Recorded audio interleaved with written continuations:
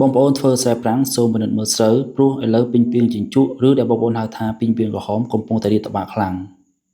ប្រសិនបើបងប្អូនបាញ់កម្ចាត់វាមិនទាន់ពេលវេលាទេវានឹងធ្វើឲ្យស្រូវរបស់បងប្អូនមិនសូវដាក់គ្រាប់និងធ្លាក់ទិន្នផលពី 30% ទៅ 40% អាការៈរបស់វាមើលមួយផ្លេតទៅស្តៀងនឹងជំងឺផ្លាស់ដែលវាធ្វើឲ្យស្រូវរបស់យើងជាំឆ្នោត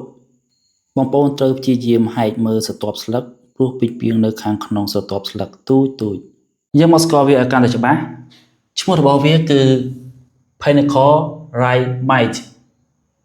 ហើយឈ្មោះវិទ្យាសាស្ត្ររបស់វាគឺ Stenata sonema spinki បាទហើយវិធីកម្ចាត់វាគឺយើងអាចប្រើធាតុសកម្មបានច្រើនប្រភេទប៉ុន្តែខាងក្រុមហ៊ុនយើងខ្ញុំបាន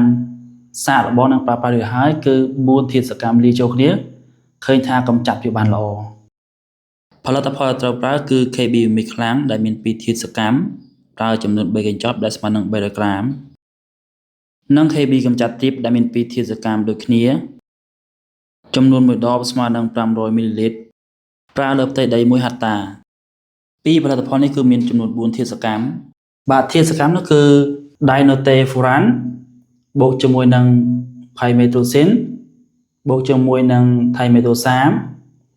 បូកជាមួយនឹង Lambda-cyhalothrin បាទ4សារធាតុនេះលាយចូលគ្នាឃើញថាមានប្រសិទ្ធភាពនិងកម្ចាត់បានល្អទាំងពីងពាងក្រហមហើយថែមទាំងមមេត្នោតរុយសបាទបើសិនជាបងប្អូនចង់បានផលិតផលនេះសូមតាក់ទងមកខាងក្រុមហ៊ុនយើងខ្ញុំអរគុណ